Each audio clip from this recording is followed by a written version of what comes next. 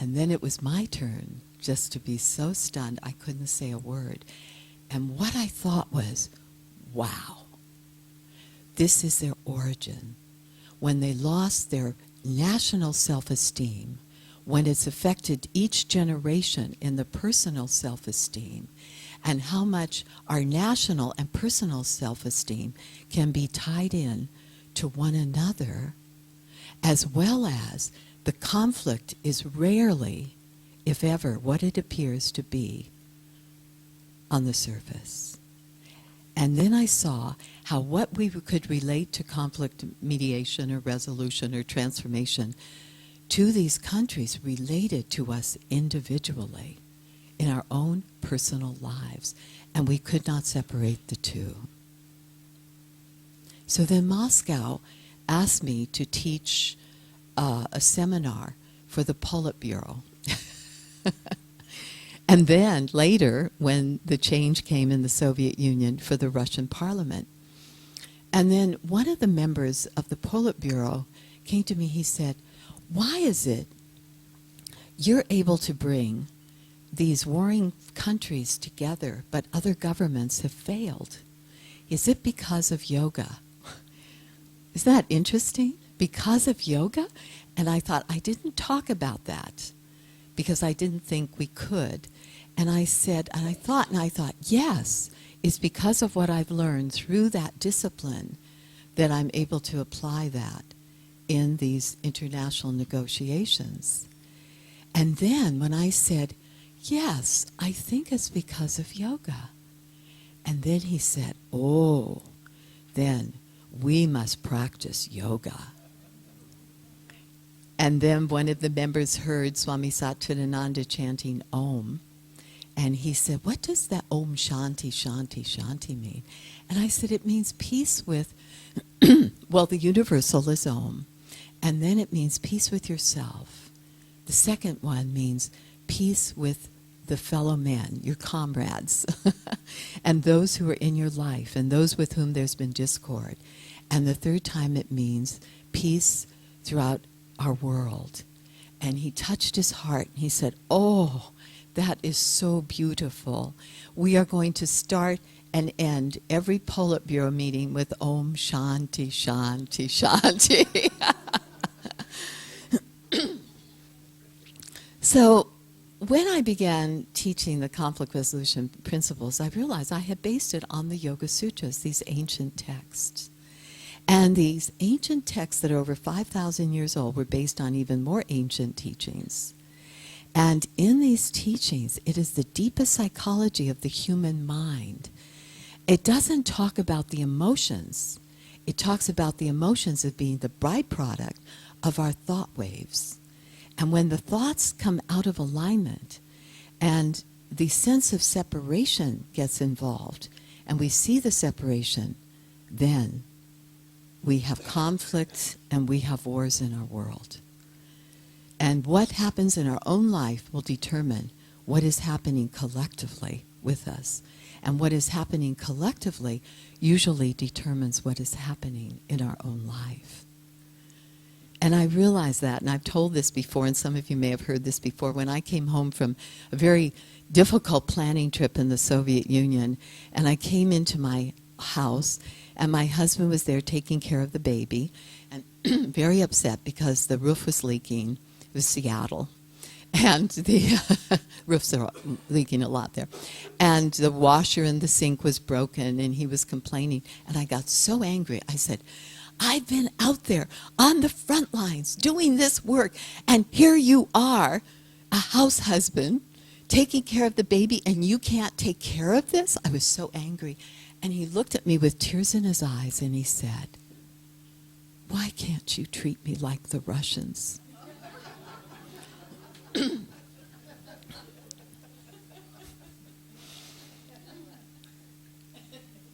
And that's when I got it. I had to do this work, to really be a peacemaker, I had to refine my own inner evolutionary journey to the point where I was seamless, where I would be the same with you or Florin as I would be with Gorbachev. And I would be the same with an ambassador, which we had to meet quite a few of, as I would be with the taxi driver. I had to treat everyone with equal respect. And the hardest thing was those nearest me in my own home. It's much easier to do it with our neighbor than those we live with. And could I, in the Buddhist teachings, which I've been part of too, could I come to see each person without bringing the baggage from the past, but see them as if I were seeing them for the very first time? Without all the images that we collect and accumulate of the past hurts and what they've done to us, or what this happened or that happened. But can we erase that and come as if we're seeing them anew, and seeing them not just as a reflection of ourselves, but as ourselves? So in the Yoga Sutras, the second sutra, which is the most powerful, it says everything. Yoga is chitta vritti nirodha. Yoga is to still the fluctuations that arise in the field of the mind. And then it goes on to talk about the four parts of mind: the conscious mind, the subconscious mind, the ego, and the overmind, the buddhi. That which can see is like it can see from the mountaintops, where the ego is like the general who sends his lieutenant into the valleys as the general stands on the mountaintops and can see the approaching armies. And so I realized that here, that the idea is to stay in the overmind, which sees the differences and can discriminate, but it does not compare the differences. I like him, I don't like her. I like this, I don't like that. He's too tall, she's too short. All of these things that we get into that creates more and more division and separation. And then when he talks about Patanjali, the father of yoga, who compiled the existing teachings in these brief, succinct 195 aphorisms, and he says that there are five mind waves, some painful and some non-painful. And he gives the first one, which is perception. And I realized that all conflict is about perception. It's not about truth. Nothing's about truth. It's about our perception of what we may think may be that truth. And then he says, this perception, as it gets further and further away from the source, becomes misconception, erroneous perception. And he gives 3 places this can happen. One is we have our direct experience of something. Like I went to the Soviet Union. I discovered there were no enemies. They were not our enemies. And they were as frightened of us as we were of them. Then, the second would be the indirect experience. So I came back and told my story. And other people who resonated with it.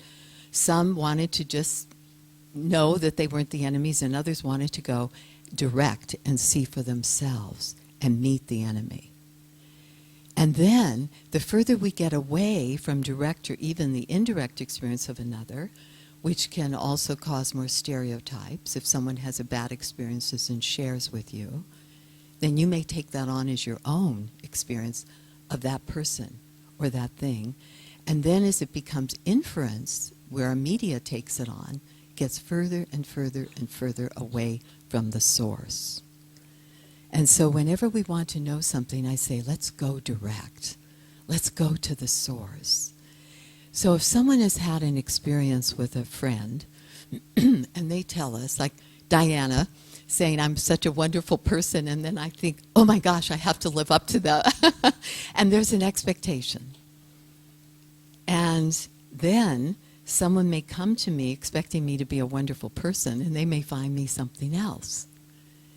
And so, therefore, but if you've never met me, then you might believe what Diana said. that I'm a wonderful person.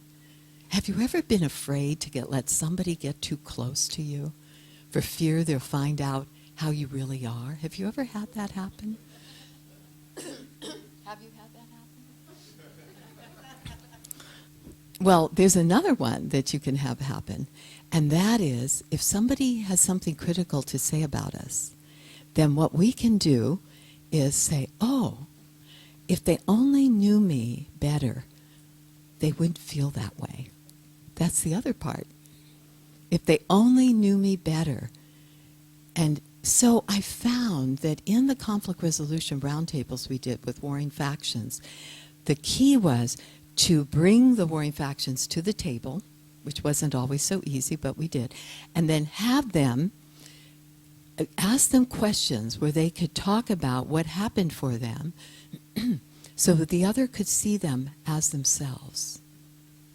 And when we can quiet the waves of the mind, which is the essence of all these spiritual teachings, then the mind becomes like a still lake, and we look into the center, and there, as the third sutra says, tadadrashtuhu swarupe avastanam, and then the seer and the seen become one.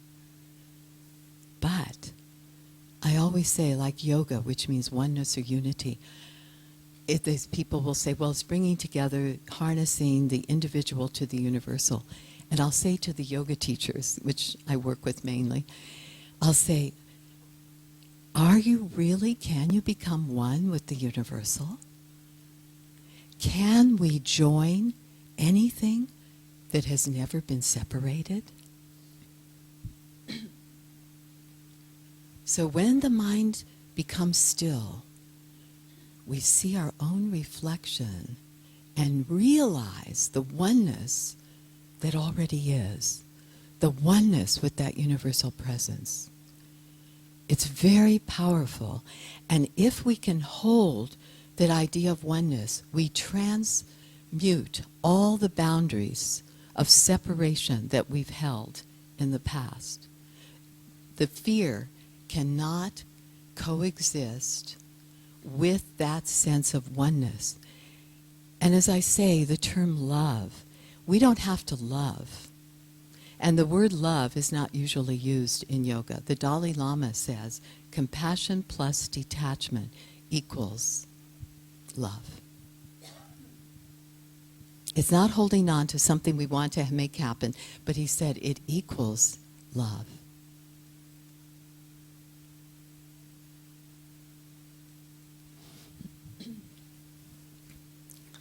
So when we brought the Armenians, the Azerbaijanis together at the meditation, the peace table, we asked them the question, how did Gorbachev's perestroika and glasnost affect you and the family?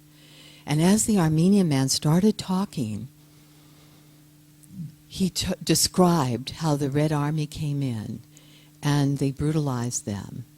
And they made them, they threw his passport in the gutter in front of his small son and made him get down and pick it up with his teeth in the gutter where the blood was running from the violence that was occurring. And as his son watched this, his son wanted to fight back and watched his father succumb to this indignity because the father was trying to protect the son. And what it did, as this man was speaking, he said, our culture is based on the family unity. But he said, this is eroding the way our children see us. They do not have the respect for us because we are not fighting back.